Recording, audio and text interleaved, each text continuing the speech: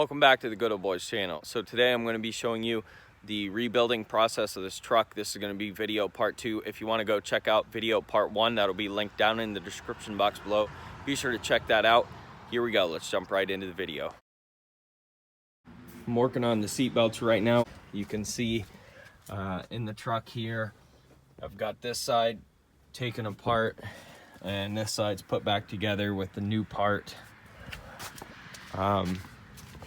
The retractor goes in here, as you can see, and the pre-tensioner goes behind this panel. I have a detailed video coming out on how to install and replace seat belts and airbags, so if you want to check that out, it'll be linked in the description box below. It's Thursday, October 10th. The truck is looking better and better every day. I've got the rear lights installed with the light bulbs and wiring harness for those. I've got the tailgate installed. I have the fender liners installed. I hooked up the little gas thing that was not installed before. The interior is pretty much all the way back together, except for the center console there. I have the module to put back under that, and then of course the steering wheel for the airbag for the steering wheel. And then, as you can see, that side's put back together. Now, this is where the big change is. I got the front pretty much mostly done, and the hood is popped here. I zip tied my Chevy badge on there because I don't really like this grill. It was just cheap, and that was the best one I could find, so that's what I'm using. But I had to do a lot of adjusting, some more pulling on these little subframes here, and I guess the radiator core supports, or whatever you want to call those.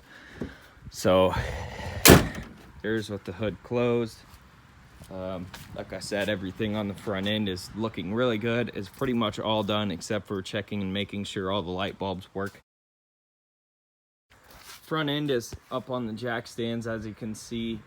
I'm getting ready to align it, which is pretty simple. So while the front end's up, we're gonna go ahead and put a little bit of a lift kit on it.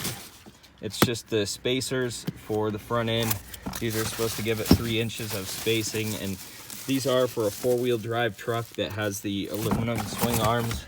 So I don't know if they'll fit on this truck. This is 2-wheel drive and it has cast iron swing arms, so we'll see if those go on there. We may or may not put these 1-inch blocks in the back. We'll see. We've made some progress. The interior is completely all put back together. The airbag is in. All right, it's the moment of truth. Here we go. We're sitting in the back seat for safety, so here we go. All right. Engine power is reduced. Service airbag. Darn it. Well, the airbag light is still on. As you guys could see, we did test it. The airbag light is still on, which is fine. May have a bad sensor in the system still or something. So hopefully we'll get that figured out. We did test the lights. As you can see, the front end is completely 100% put back together. It's not perfect, but the bumper has that dent in it, so it's not going to be perfect, but it'll be just fine for a work truck. I was putting coolant in the thing, so yeah, the tank has got a giant crack in the bottom of it, so that has to be replaced. Today is the 11th. They said I would have another one here by the 12th, so that'll be going in tomorrow, and that should wrap up the putting the truck together. And at this point, we just have to try and get rid of the airbag code that's going on, the limp mode as well. Eventually I did get the check engine light and the airbag light to go off. What I did was bought my own scanner. I didn't want to go back to GM, but the scanner itself, I'll have a detailed video on in the description box below, so be sure to go check that out. I will say, for the airbag light to go off, all I had to do was clear some codes out and the airbag light was taken care of. Then for the check engine light, there's actually a broken connector. All I had to do was replace a connector, but super simple, easy to fix, and I got it taken care of. Also, I put the lift on. It did fit the 2-wheel drive with the cast iron swing arms, and as you can see, it looks really good. It was a little bit of a pain in the butt, but like I said, well worth it. So that's where we're at right now. Like I said, it's the 11th. Inspection is on the 15th. I don't think we'll have any problem getting this thing done by then. So this is the last piece that has to go in the truck. AutoZone was supposed to have one of these in today at noon. It is the 12th of October. And guess what? They didn't have one, or they didn't get one in that they said they would be getting in. There was some glitch in their system. So anyways, this is what I have to deal with. I didn't want to have to make this video, but I do. So all this stuff on here obviously is not factory. That's JB plastic weld. Yeah, I think I'm saying that right.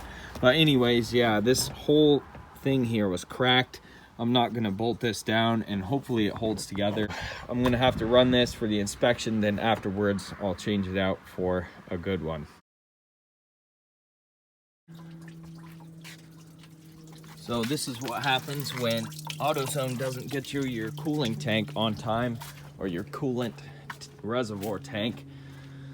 So yeah, I have to drain the fluid out of not only the V6 but the V8 as well. The little patch job didn't work, of course. So as you guys can see, the coolant tank patch job didn't work. There's antifreeze everywhere, and the reason I'm draining the radiator fluid out of the V6 and the V8 is because I not only have to take the tank out of the V8 that's bad, but I also have to borrow the tank off of the V6 for the V8. So that's what I'm doing. Just can't believe AutoZone forgot to order the coolant tank, or whatever they did. They didn't get it in when they said they would. So yeah, I'm out here again, working all night again, trying to get the coolant reservoir changed. So I did get the coolant tank reservoir put in the truck. Wasn't that big of a deal. And a couple days later, I went to inspection on the 15th, passed with flying colors. By the way, if you guys want to check that video out, it'll be linked in the description box below, as well as another video that's about the scanner that I use for this truck. If you have a truck like this that needs SRS scanned, or pretty much any other system scanned on the truck, that scanner will work for it. So again, all that will be linked in the description box below. Go check it out. Don't forget to smash the like button on this video, drop a comment below, and hit the subscribe button. Thanks for watching, and I'll catch you on the next video.